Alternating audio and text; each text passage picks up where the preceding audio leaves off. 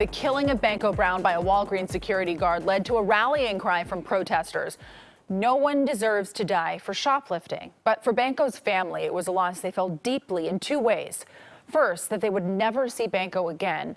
And second, it felt like their family would never see justice either after the DA decided not to charge the guard who shot Banko. This video of Brown was released by District Attorney Brooke Jenkins once she declined to charge security guard Michael Earl Wayne Anthony for murder or for manslaughter. Anthony told investigators he felt his life was in jeopardy at the time. Protesters are now demanding that the state attorney general and the Department of Justice do what Jenkins would not do, charge that security guard. And another voice added to that outcry tonight, Banko Brown's father, side by side with his attorney, civil rights lawyer John Burris. Reed Cowan here with us tonight on the 11 o'clock news. Reed, you were the first to get this exclusive sit-down interview with Mr. Brown.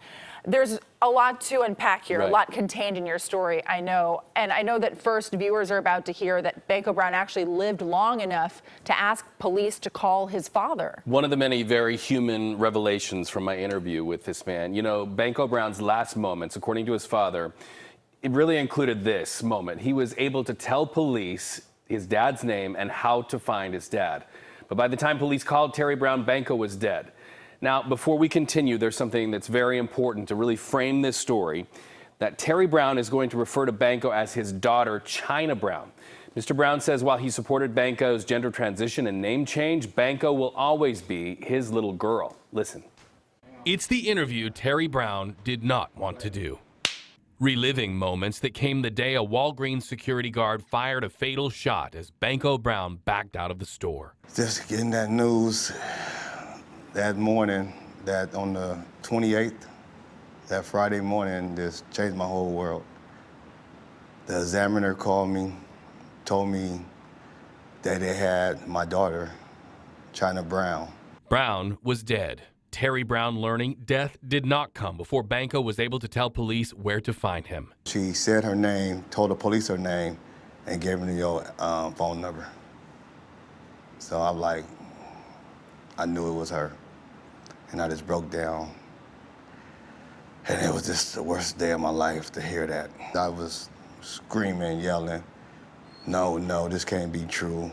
And it took like about 20 to 25 minutes for me to recover. Brown waited days as leaders and activists demanded District Attorney Brooke Jenkins release the surveillance video. When Jenkins relented and released, the images of Banko Brown in what appears to be a chokehold before the fatal shot went viral.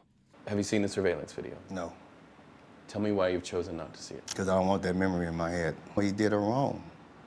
He did her wrong. Like they said he was choking her, throwing her around like a rag dog. They said the way the video is,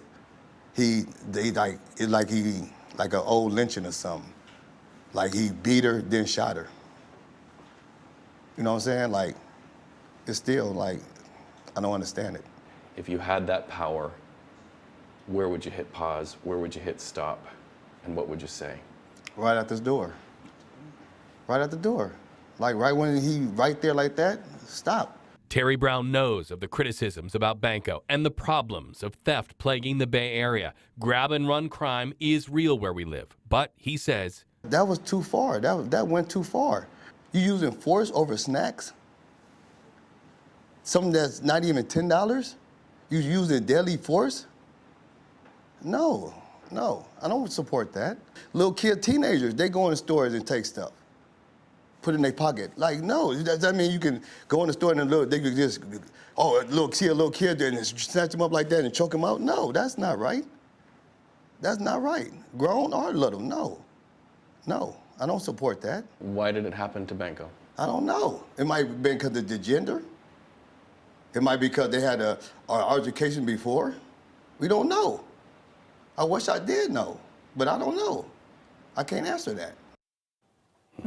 A lot of emotions there, certainly a lot to deal with for the rest of his life, for sure. So, Reed, the district attorney's report that she put out gives us some insight into why the security guard may have acted the way he did in that moment. Yeah, and, you know, it is smack dab in the middle of a 25-page report that details her decision to not charge the guard.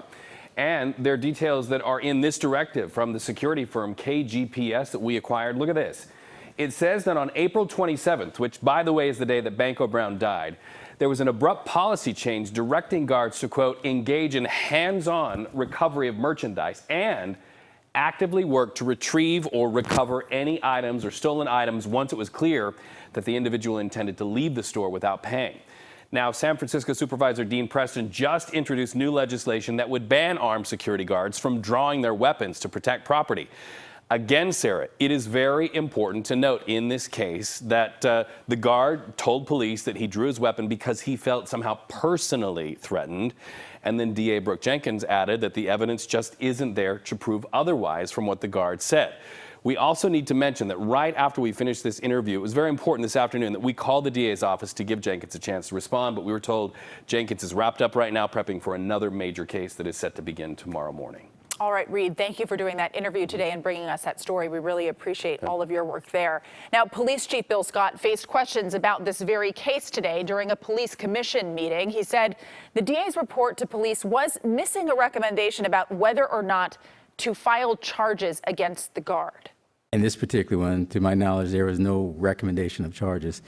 Does that ever happen? Typically, it doesn't happen very often. To my knowledge, there was not any recommendations or non-recommendations to charge. The case was presented.